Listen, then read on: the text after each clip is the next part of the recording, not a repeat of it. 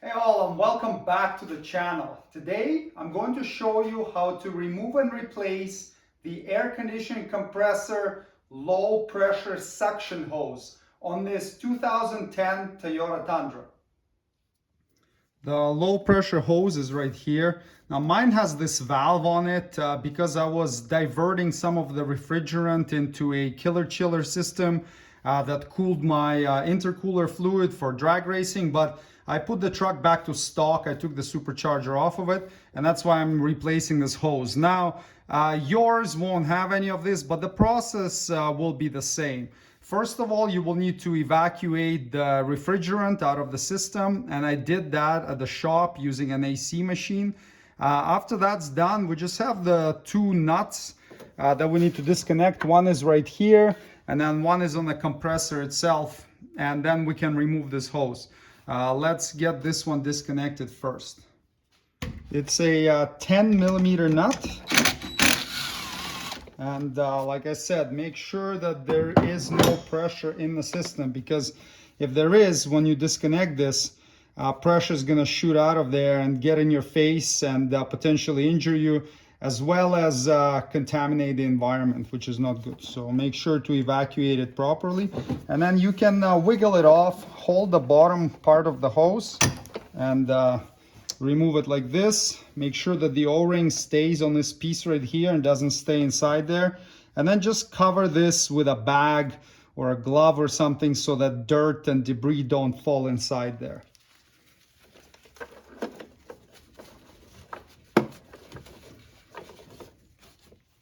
You will need to at least lift this corner of the vehicle up so that the wheel can droop.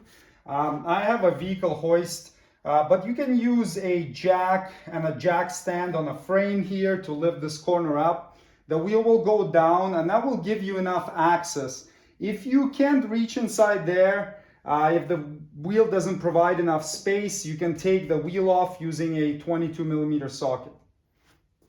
Here we have this little splash cover held on by 6 clips. I've already disengaged some of them. You just use a trim tool like this to pop them off.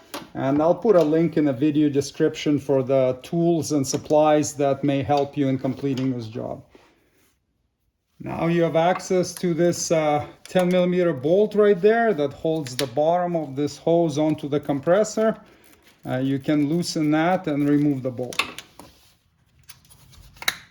And if you off-road your truck or there's a bunch of dirt built up around here, just make sure you wipe everything off so that when you remove this hose, a bunch of dirt doesn't fall inside the compressor. And you can also use compressed air to blow any of the dirt and grime out of there. And just wiggle the hose out.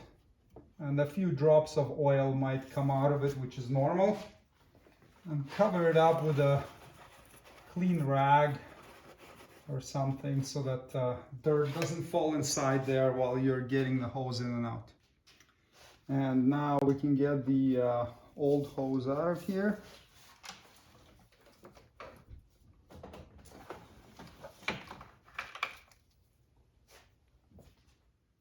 Grab your new hose. I got this one from Amazon. It's an aftermarket one. I'll put a link for it in the video description as well.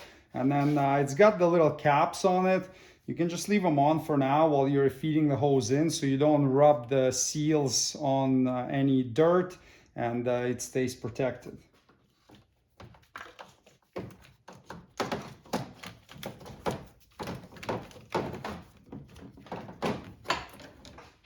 Once you route the hose in position, you can remove this little protective cap on it.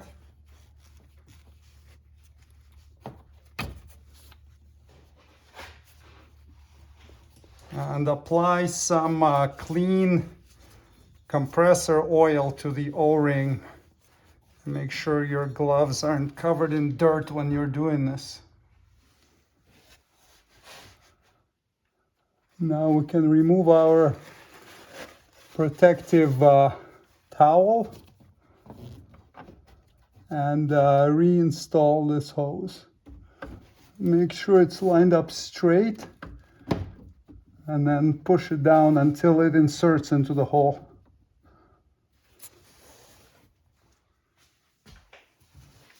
Reinstall the bolt. You may have to turn the hose a little bit to align it. Tighten to 87 inch-pounds, or just over 7 foot-pounds.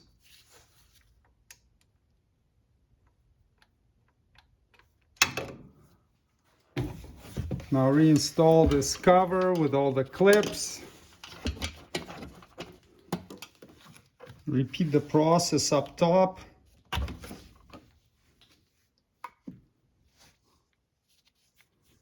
Lubricate.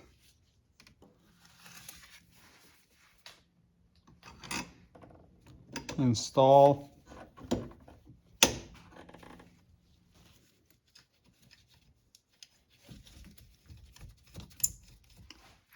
And tighten to 87 inch-pounds.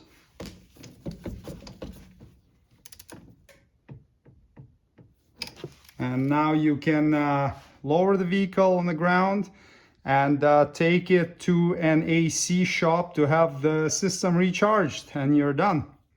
And while you're driving it, before it's recharged, just don't turn air conditioning on. I mean, there is a low pressure cutoff switch, so it shouldn't be working when there's no pressure in there.